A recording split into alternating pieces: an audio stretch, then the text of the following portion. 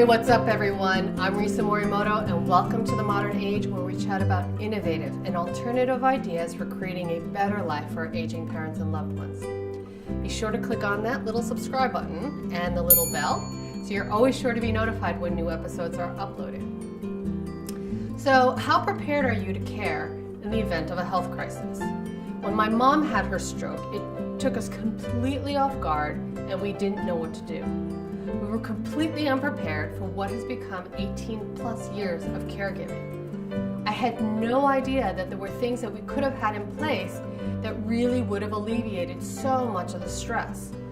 Today we're talking with Daphne Kwok. She is Vice President of Multicultural Markets and Engagement at AARP. She shares some tips and advice on how we can better prepare to care for our aging parents and loved ones. Check it out.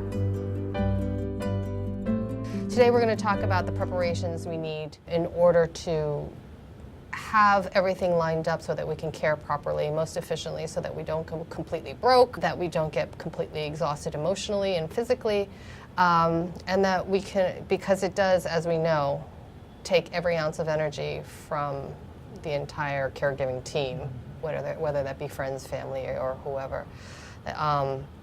But before we start talking about that, I wanted you to kind of talk a little bit about yourself, how you got into this work, kind of your life journey to this point. I've been very, very fortunate that my working career has all been to really serve the Asian American Pacific Islander community, and so my work actually in DC focused on being involved with national civil rights organizations, Asian American civil rights organizations. So for me, I think really the key point to really my life's goal and mission is really to help empower our AAPI community, really by being able to help people be at the table, be at the political table, be at whatever policy table, so that our voices can be heard around these issues. And so whether it's in the civil rights, whether it's political engagement, political empowerment, and now I'm at AARP, and it's an opportunity for me to really help address the needs of our communities for our elders, and to take the tremendous information and resources that AARP has and to bring it back into our community. That's great. So tell me, so what do you specifically do in terms of programming and that sort of thing within AARP? So for us, I'm involved in the multicultural leadership team, and specifically to help with the AAPI strategy outreach. So help to raise awareness of AARP within the AAPI community, to help AARP become more relevant to the AAPI community, and then internally within AARP, really to help AARP better understand, know about the AAPI community, and how we can build our infrastructure to be able to serve our Asian American Pacific Islander community. It's a lot of acronyms. It is. So tell me, so let's go back to kind of the first steps. This, I guess, in order to prepare to care, I know that you guys have created a beautiful guide book for people to follow along. What are some of the first steps that people need to do in order to anticipate caring later on in life?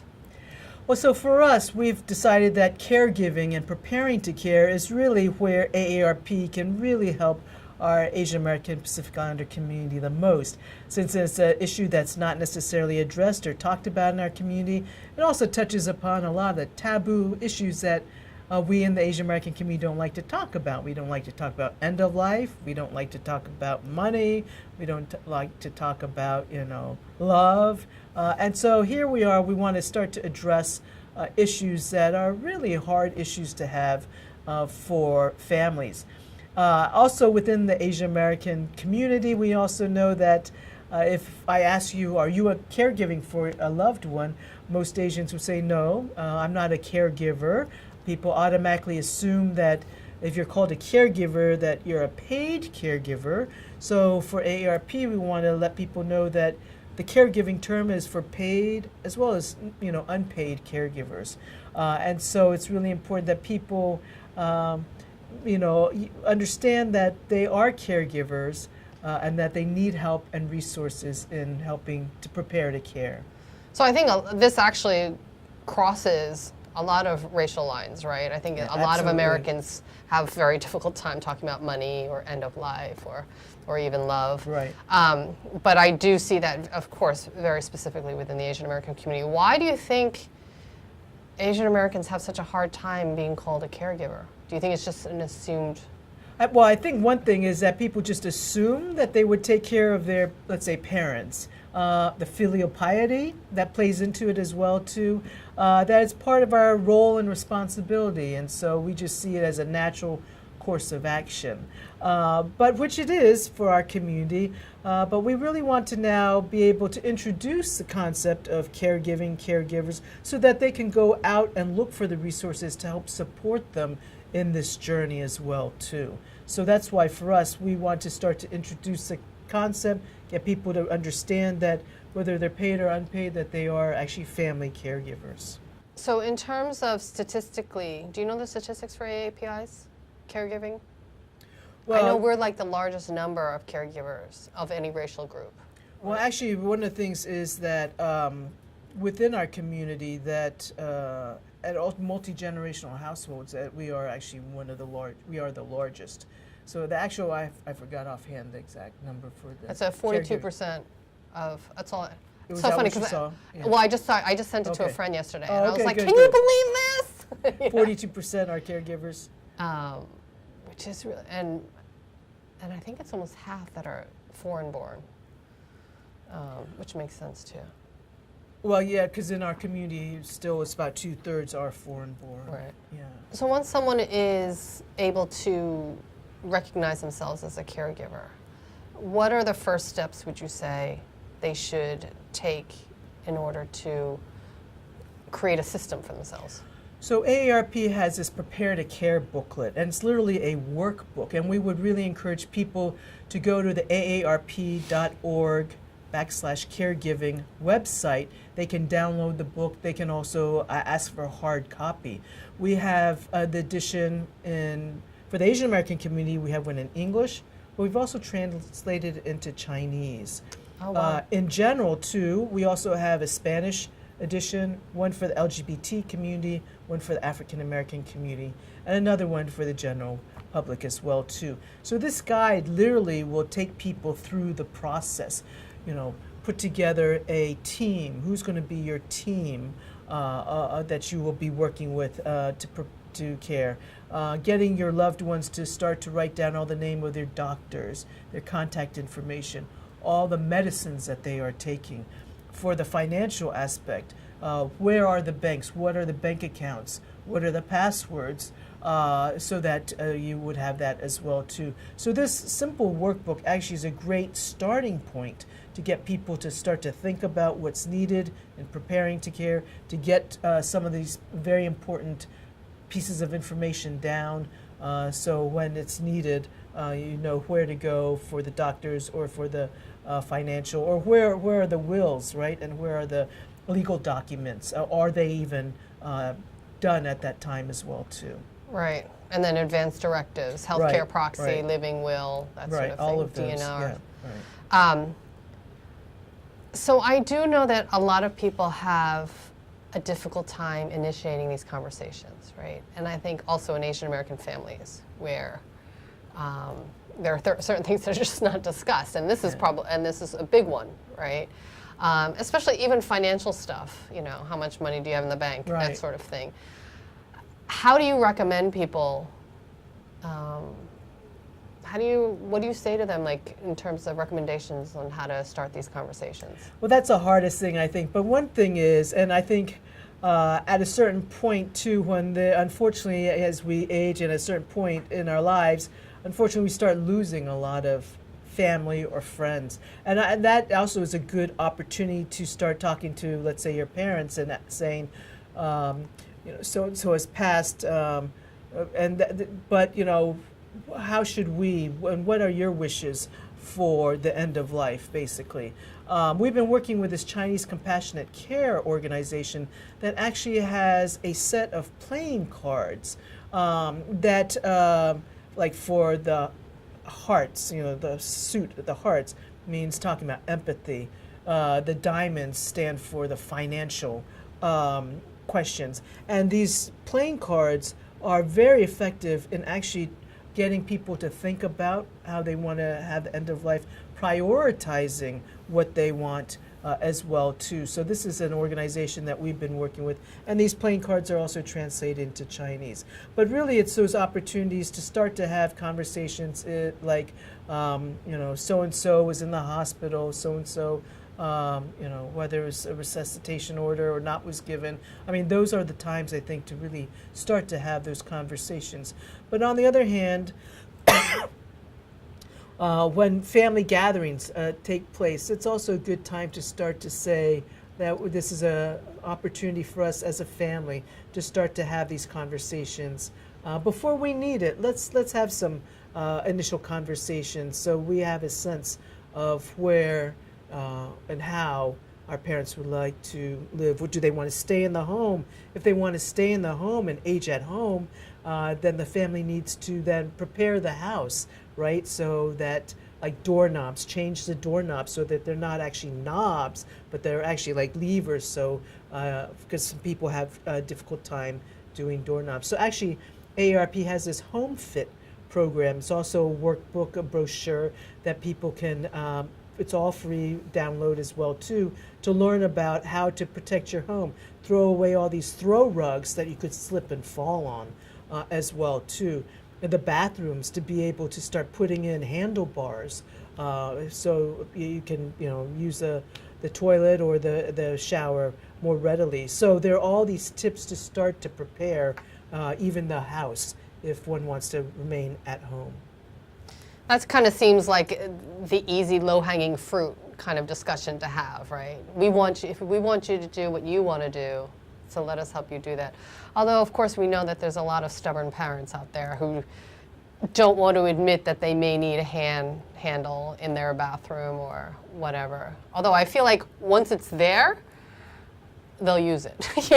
Well, I think one of the things that we often talk about, that even for our elders, some of these changes, right? It's actually, but even for young people, it's actually very useful and helpful too. So it's not necessarily just for the elders that it's helping, but it's also universally, these universal designs are actually good for whether it's children or, young professionals, or they could be beneficial for anybody. One of my goals is to create well-designed, beautiful, universally designed products so that they don't look like Right.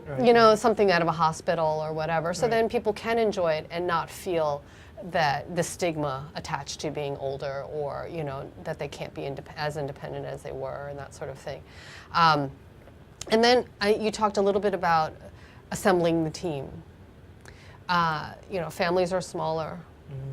Sometimes they only have one child. Sometimes, I'm lucky enough to have two other siblings, so I'm also married, and we have cousins and that sort of extended family that we can rely on, and depending on what the emergency may be. But I know that not everybody has that anymore. What options do they have? I think that's where the social network plays such a key role. Are those individuals, are they close to neighbors? Do you have the relationship with neighbors that can help step in as well? Other friends, or is there another network of friends that might be able to help step in as well? People that are with the church, right? Many times the church is a tremendous source of support as well too. So it's identifying who are those individuals in that sphere, in that network, social network, that are close enough, willing enough to really help play a part in that caregiving as well. And then we also have to remember too that there are a lot of people that are single, right? That are not married, that don't have a network.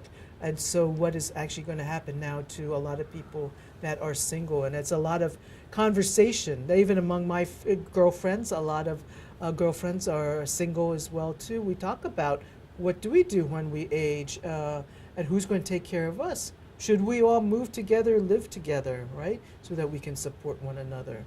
And so actually AARP is looking into a lot of these kind of different opportunities. And in our magazine, there are a lot of stories about people that are talking about living together, They may know each other, they may not know each other.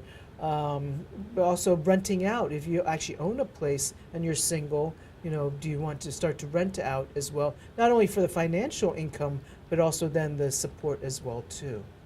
That's great. Actually, I just talked to somebody about that idea, how if you had like a 2-family home, you could rent it out for reduced rent, and then they help you X number of hours per week or whatever, which I think is brilliant. And I think that interaction, it also has a social interaction as well as kind of the That's right. task-oriented, assistance that somebody might need, which is great. So in terms of, I guess, concrete, simple things that people can do. Like, for example, when my dad, we realized that he was getting older, he has dementia now, but at the time he wasn't diagnosed. And I convinced him to just become to have a joint account on his bank account so that I could just help him out. The very first discussion when he was a little bit resistant, but then the second conversation was like, yeah, sure, go ahead. Are there things like that, because that's something that I would definitely recommend for kids to do with their parents, depending on how old their parents are, just to help. If that transition happens, then you can still pay their bills and whatnot.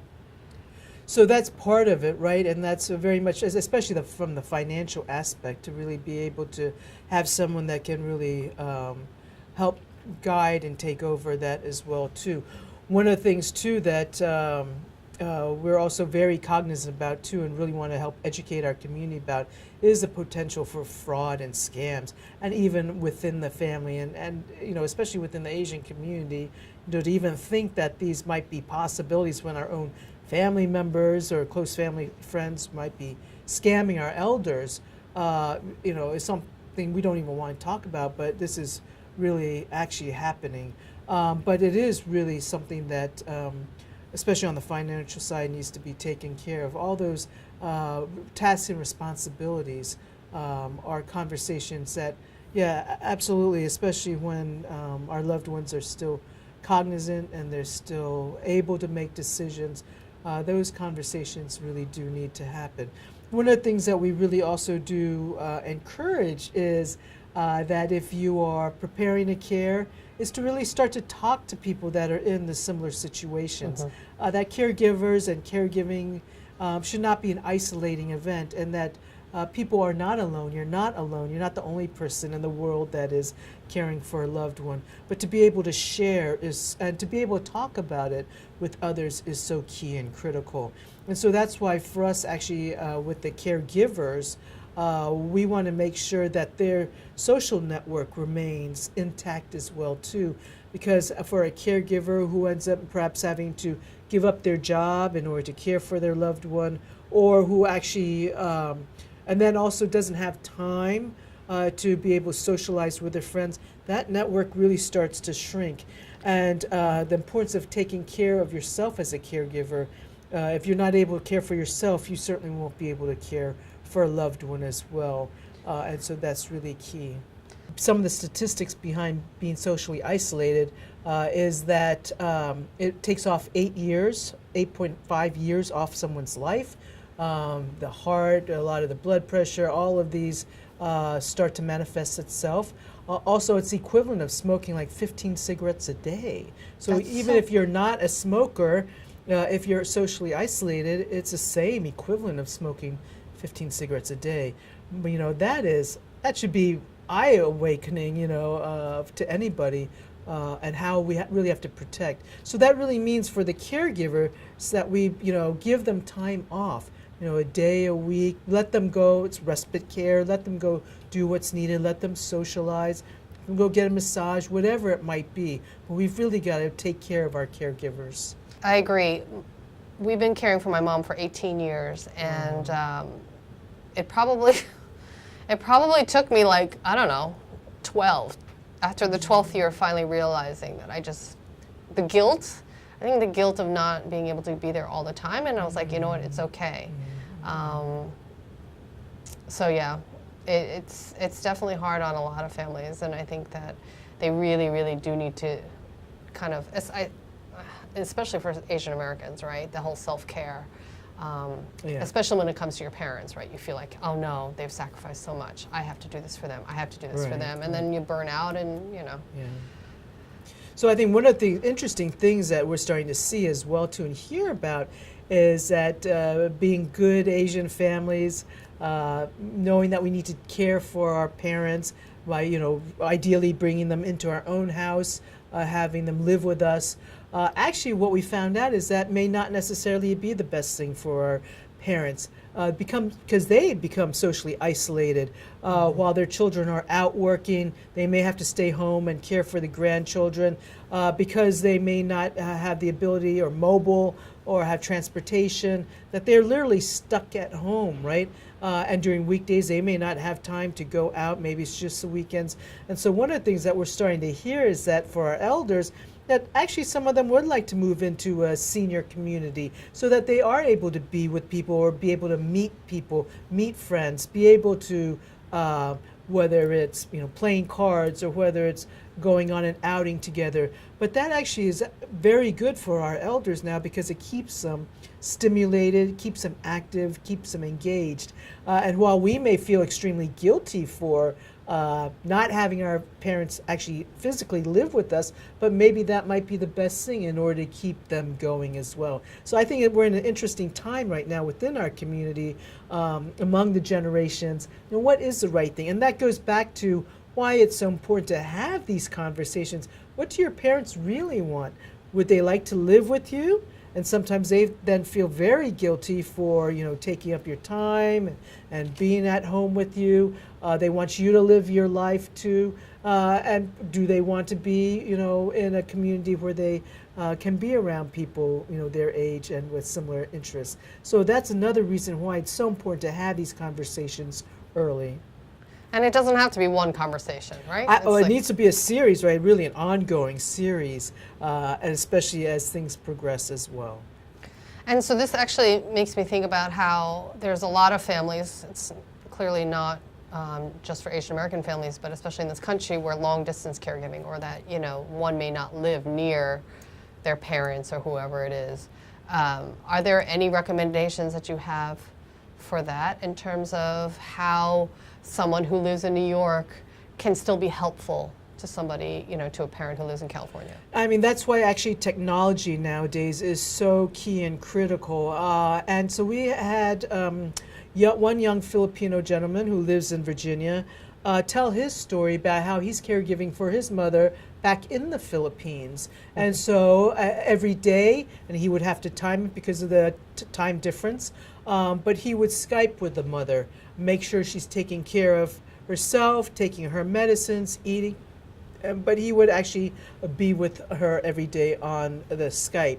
But he had tremendous guilt that he wasn't physically there with him. It is very hard, but the next best thing is hopefully that through technology, that's one reason why too it's so important that we teach our elders how to use technology, because that is one way to hopefully keep them from being socially isolated. Hopefully they can, use the iPad or the latest in technology to get information of the news, right, on streaming through their iPad. Hopefully they can Skype with with their grandchildren, hopefully, or with their friends, right? So the use of technology right now to teach our elders how to use that is so key and critical. Right now, the whole telehealth medicine, right? And now people starting to use technology, especially with the healthcare providers, as a way to monitor, especially those that are in the rural areas as well, too, may not have access to healthcare easily and quickly. This whole telehealth medicine is an area that is going to be very important. I mean, I use it because I don't even want to take the subway downtown, so because that's too much. So I love being able to call and being able to send a picture of what, what's, if I have like a skin rash or whatever it may be. Yeah, right? so it's amazing. Thank goodness technology and the use of technology is hopefully bringing us all closer together. That's great. So to wrap things up, what would you say are the three top things that people should do? I would really encourage people to be bold and courageous and to have those hard conversations with your loved ones. The earlier, the better, so that you can really start to think and plan out. It takes time. The other thing is financial savings, too. We all know that the healthcare costs are so expensive, almost prohibitively expensive. We really need to make sure that all our financial savings and retirement savings, that they're all in line for what we need. And if we don't have all that we need, what are the things that can be done? So I would really encourage those conversations. And I would really say, as Asian Americans, don't be timid, don't be shy, don't try to keep it all within yourself or within your own family, but speak to people. And it's amazing how people really want to share, really want to have a conversation around caring for our loved ones. And those conversations could go on for hours. But we really need to be able to express our needs and seek help, ask for help. Our family and friends are more than willing to help, but we need to be able to say, yes, we do need help.